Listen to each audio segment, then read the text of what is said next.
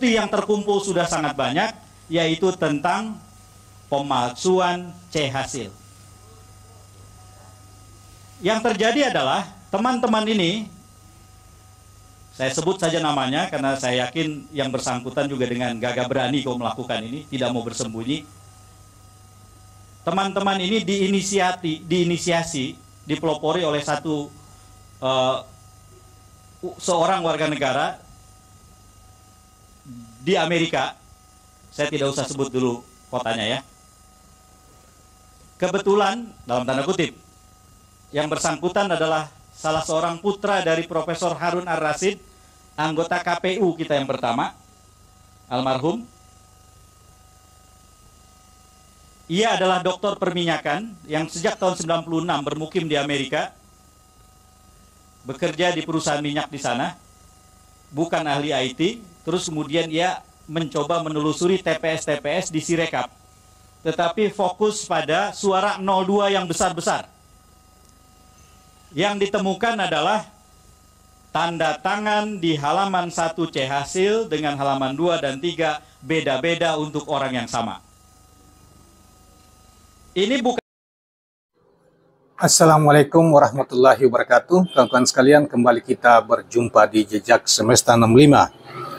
Semoga Tuhan senantiasa memberi perlindungan dan bimbingan selalu kepada kita sekalian, dan kita dapat melaksanakan kegiatan kita sehari-hari dengan sebaik-baiknya.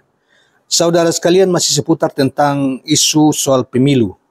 Memang kelihatannya isu tentang bahwa pemilu penuh dengan kecurangan yang luar biasa, yang didahului dengan kecurangan sejak awal ketika di Mahkamah Konstitusi menabrak undang-undang untuk meloloskan salah satu paslon cawapres dan salah satu paslon yaitu anaknya Presiden Jokowi, Gibran Rakabuming Raka, yang semula menurut Undang-Undang Nomor 17 Tahun 2007 nomor 7 tahun 2017 itu Undang-Undang Pemilu itu tidak memenuhi syarat, namun karena ada paman Gibran di sana sebagai ketua MK, maka kemudian diloloskan, dan pada akhirnya ketua MK dianggap melanggar etika dan diberhentikan dari jabatan sebagai ketua MK, dan kemudian ketua MK itu dilarang untuk mengikuti panel persidangan tentang pilkada maupun oleh pilpres yang akan datang. Saudara, dan sejumlah hal lainnya, dan ini menjadi perbincangan hangat dan hasil pemilu, dari proses pemilu, sebelum pemilu, bahkan hasil pemilu dianggap penuh dengan kecurangan, dan semakin terbukti akhir-akhir ini bahwa di pengakuan demi pengakuan yang dilakukan oleh struktur penyelenggara pemilu di bawahnya, yaitu di tingkat provinsi maupun di kabupaten kota, bahkan di PPK mengatakan bahwa mereka diperintah untuk melakukan kecurangan, menggeser suara, artinya curang baik di partai politik maupun di pilpres. Salah satu, saudara sekalian, yang paling fenomenal, salah satu yang termasuk fenomenal adalah dari KPU Sumsel akui Sirekap dan banyak salah input sangat merugikan suara Anies Rashid Baswedan. Ini pengakuan yang dimuat di dalam di berbagai media telah memuatnya, dan kemudian kita coba mengambil ini dari Maret ya, Senin Maret 2024 ini kemarin ya. Nah, saudara sekalian, untuk memperkuat ini kita coba bacakan yang dimuat oleh oposisi cerdas ini di Twitter. Ketua Komisi Pemilihan Umum Provinsi Sumatera Selatan Andika Pranata Jaya mengatakan sistem informasi rekapitulasi suara Sirekap KPU yang sempat tidak berfungsi selama rekapitulasi berlangsung di jajaran provinsi hingga kabupaten kota telah merugikan perolehan suara pasangan Anies Baswedan Muhaimin Iskandar dalam Pilpres 2024. Alat bantu Sirekap dari KPU tidak berfungsi sebagaimana mestinya, dan banyak terjadi kesalahan input serta jumlah hasil suara yang sangat merugikan paslon nomor urut 1 Anies Rashid Baswedan. Nah, saudara sekalian, itu sebagaimana dikatakan oleh Andika di kantor KPU RI. Jadi ini ketua KPU provinsi loh yang sudah mulai bicara ya.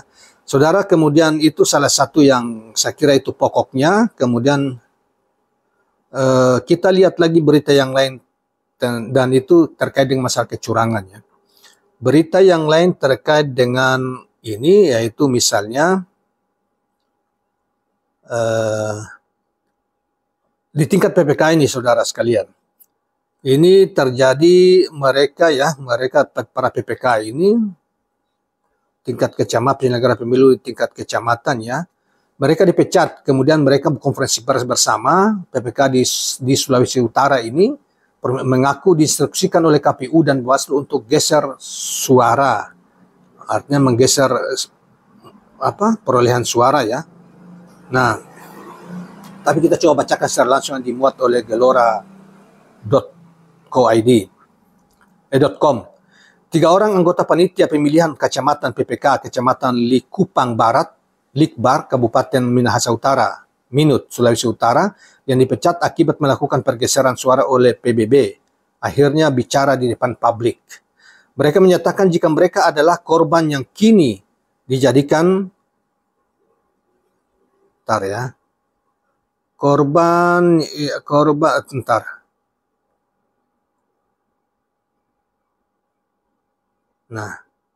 mereka menyatakan jika mereka adalah korban yang kini dijadikan kambing hitam dari aksi yang sebenarnya merupakan instruksi dari pimpinan mereka, dalam hal ini KPU Kabupaten Minut.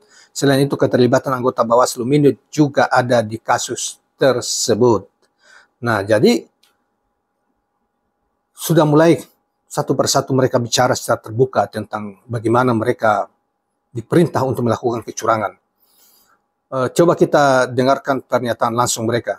Sebenarnya masalah ini merugikan kami karena pada dasarnya kerja kami tidak lepas dari koordinasi. Jujur, terkait masalah ini ada aktor intelektual di mana mungkin kami berani melakukan hal seperti itu kalau tanpa ada garansi dari atasan.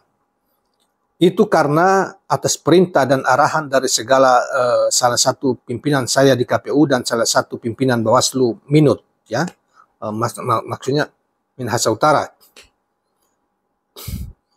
Kemudian ada yang disesalkan oleh Sabtono setelah konspirasi jahat yang terjadi ini kemudian terbongkar ke publik, dia dan 2 rekan lainnya justru malah disalahkan dan dikambing hitamkan agar para aktor intelektual ini terbebas dari tuntutan. Jadi menurut mereka aktor intelektual mereka lah atasan mereka. Artinya kalau KPU kabupaten melakukan itu, kemudian nanti juga KPU provinsi itu di atasnya KPU pusat gitu loh. Ya satu-satu. Saudara, kemudian ada juga kemarin pengakuan itu sebelumnya ada PPK di Bekasi ya, salah satu PPK bicara tentang soal Sirekap itu bahwa ada 2 pengendali dan bicara terbuka bahkan sekitar 1 minggu lebih yang lalu, dan itu mengindikasikan betapa permainan di lapangan untuk menggeser suara atau kecurangan itu dilakukan oleh pajak penyelenggara sendiri. Nah, saudara sekalian, kemudian itu sebelumnya di Maluku Utara, tepatnya di Kabupaten Halmahera Selatan, kita baca berita beberapa waktu yang lalu dan sampai sekarang juga masih ribut-ribut tentang pleno di provinsi itu, kelihatannya belum selesai atau sudah selesai, tetapi entah bagaimana nasib hasilnya. Di Kabupaten Halmahera Selatan malah seorang anggota KPU, komisioner KPU diduga telah memeras salah satu caleg yang kemudian menyerahkan uang 120 juta kepada anggota KPU yang bersangkutan, yang nanti mungkin dijanjikan bahwa nanti yang bersangkutan akan dibela dan ditambahkan suara, entah bagaimana caranya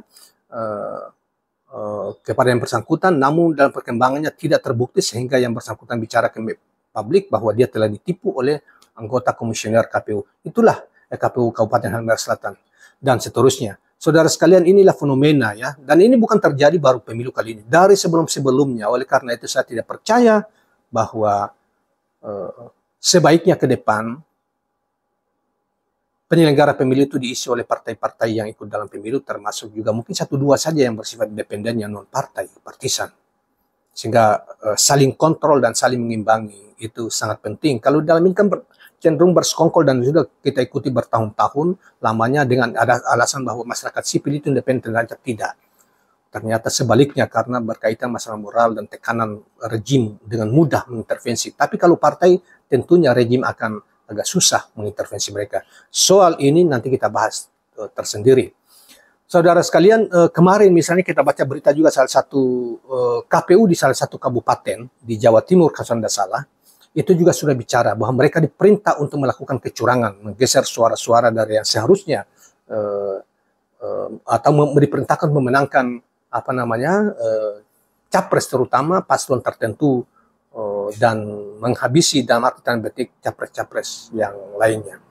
Nah, saudara sekalian, bahkan berita-berita yang lain juga sangat ngeri kita dengarkan tentang betapa rusaknya mental penyelenggara negara, terutama pemilu yang diduga, yang diharapkan atau dia menakan konstitusi mereka harus berlaku adil dan jujur untuk semua partai peserta pemilu, termasuk juga capres, bahkan mungkin juga kalau kita bicara pilkada sama saja. Oleh karena itu, saudara sekalian, pemilu kali ini sebagaimana disuarakan oleh berbagai media, tiap hari oleh berbagai kelompok bahwa pemilu ini harus diulang karena terlalu curang dan brutal. Oleh karena itu, bagi mereka yang merasa menang dengan menggunakan cara itu dianggap biasa-biasa saja dan tidak malu. Di bulan Ramadan yang suci ini hendaknya mereka yang melakukan itu bertaubat dan itu meraih jabatan, jangan dengan cara-cara seperti itu. Oleh karena itu sebaiknya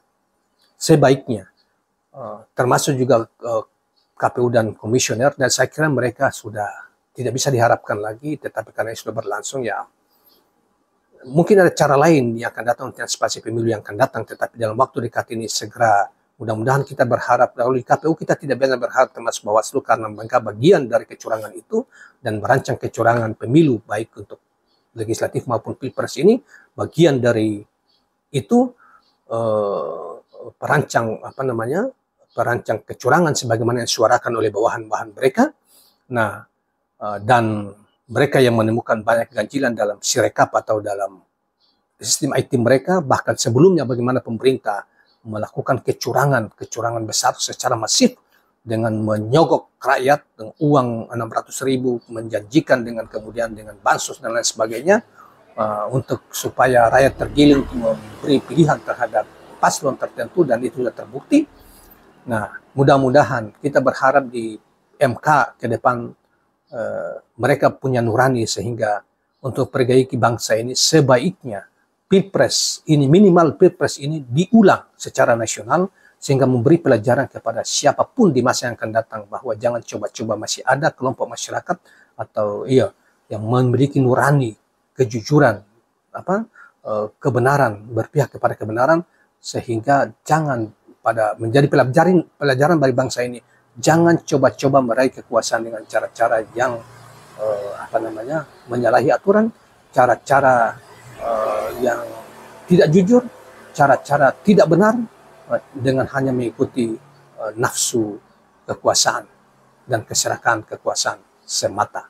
Demikian kawan-kawan sekalian, mudah-mudahan dan masih banyak bukti lainnya kita tampilkan, tapi beberapa hal yang tadi kita sampaikan sudah kira-kira menjadi gambaran tentang situasi pemilu kita kemarin.